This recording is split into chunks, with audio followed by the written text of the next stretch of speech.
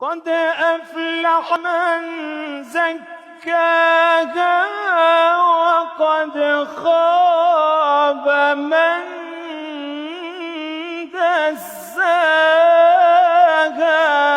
ما شاء الله ما شاء الله. قد أفلح من زكاها وقد خاب من دساها.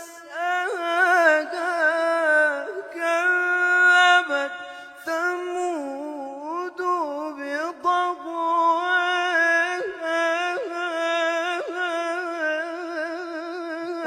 إذ انبعث أشقاها فقال لهم رسول الله ناقة الله وسقياها.